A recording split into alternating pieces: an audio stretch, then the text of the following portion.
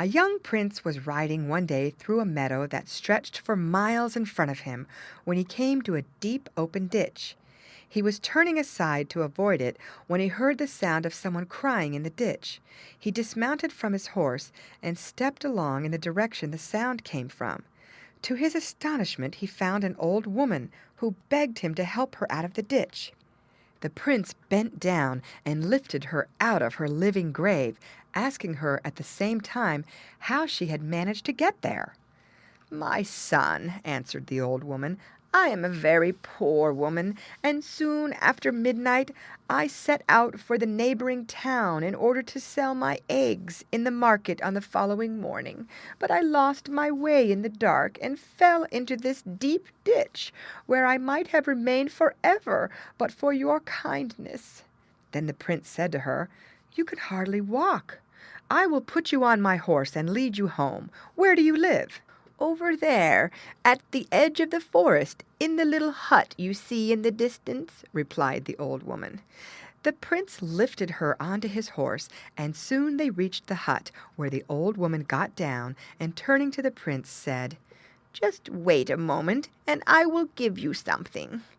And she disappeared into her hut, but returned very soon and said, "You are a mighty prince, but at the same time you have a kind heart, which deserves to be rewarded.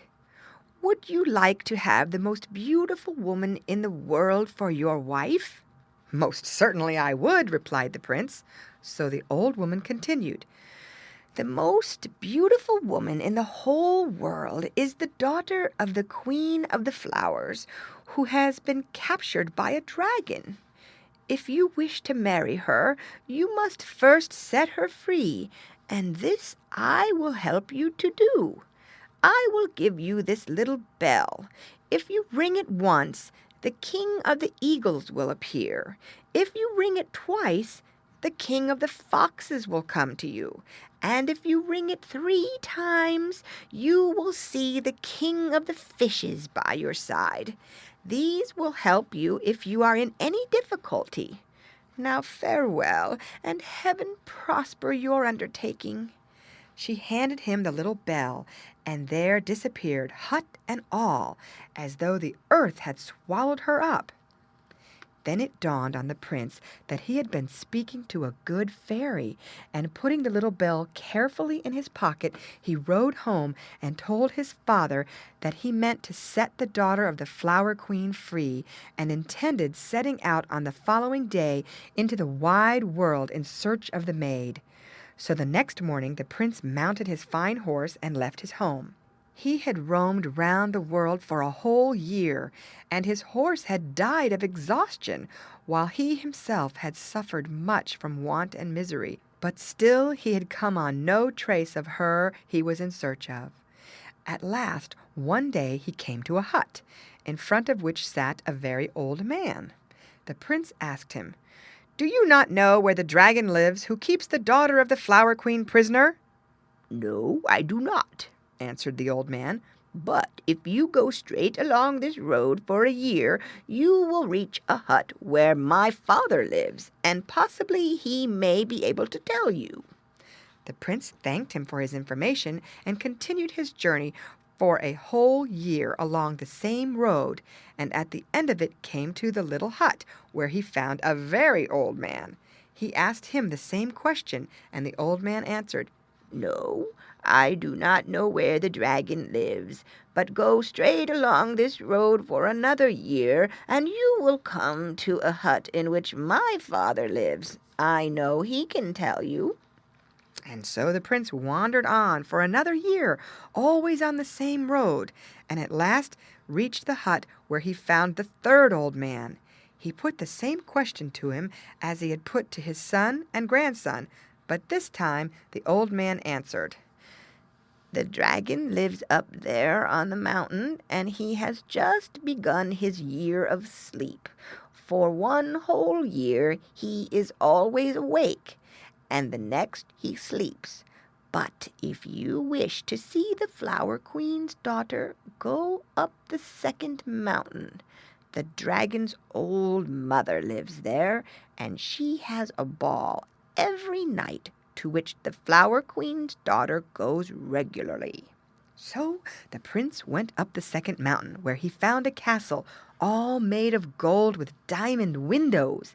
He opened the big gate leading into the courtyard and was just going to walk in when 7 dragons rushed on him and asked him what he wanted.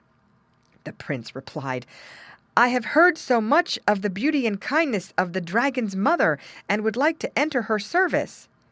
This flattering speech pleased the dragons, and the eldest of them said, "Well, you may come with me, and I will take you to the mother dragon." They entered the castle and walked through 12 splendid halls, all made of gold and diamonds. In the 12th room they found the mother dragon seated on a diamond throne. She was the ugliest woman under the sun, and added to it all, she had 3 heads. Her appearance was a great shock to the prince, and so was her voice, which was like the croaking of many ravens. She asked him, "Why have you come here?" The prince answered at once, "I have heard so much of your beauty and kindness that I would very much like to enter your service."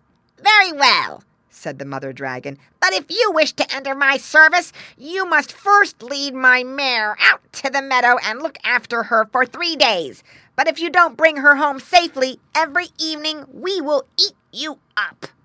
The prince undertook the task and led the mare out to the meadow. But no sooner had they reached the grass than she vanished.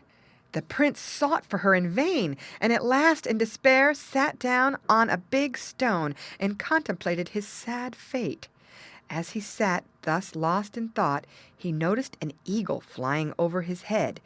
Then he suddenly bethought him of his little bell, and taking it out of his pocket, he rang it once. In a moment he heard a rustling sound in the air beside him, and the king of the eagles sank at his feet. "I know what you want of me," the bird said. "You are looking for the mother dragon's mare, who is galloping about among the clouds. I will summon all the eagles of the air together and order them to catch the mare and bring her to you."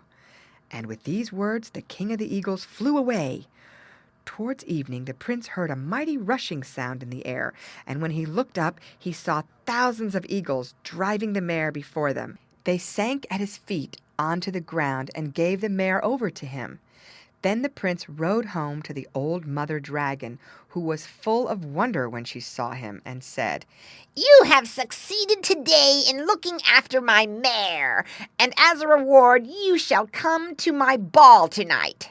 She gave him at the same time a cloak made of copper, and led him to a big room where several young he-dragons and she-dragons were dancing together. Here, too, was the Flower Queen's beautiful daughter.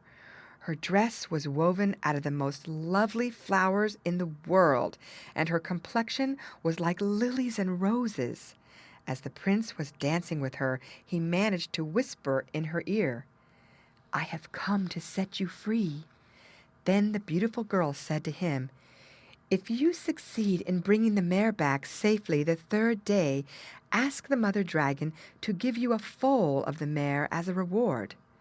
The ball came to an end at midnight, and early next morning the prince again led the mother dragon's mare out into the meadow, but again she vanished before his eyes. Then he took out his little bell and rang it twice.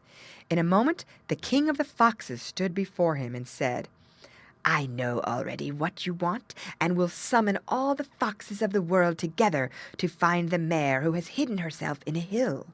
With these words the king of the foxes disappeared, and in the evening many thousand foxes brought the mare to the prince. Then he rode home to the mother dragon, from whom he received this time a cloak made of silver, and again she led him to the ballroom. The Flower Queen's daughter was delighted to see him safe and sound, and when they were dancing together, she whispered in his ear, "If you succeed again tomorrow, wait for me with the foal in the meadow. After the ball, we will fly away together." On the 3rd day, the prince led the mare to the meadow again, but once more she vanished before his eyes. Then the prince took out his little bell and rang it 3 times. In a moment, the king of the fishes appeared and said to him, I know quite well what you want me to do, and I will summon all the fishes of the sea together and tell them to bring you back the mare who is hiding herself in a river." Towards evening the mare was returned to him, and when he led her home to the mother dragon, she said to him, "You are a brave youth, and I will make you my body servant. But what shall I give you as a reward to begin with?"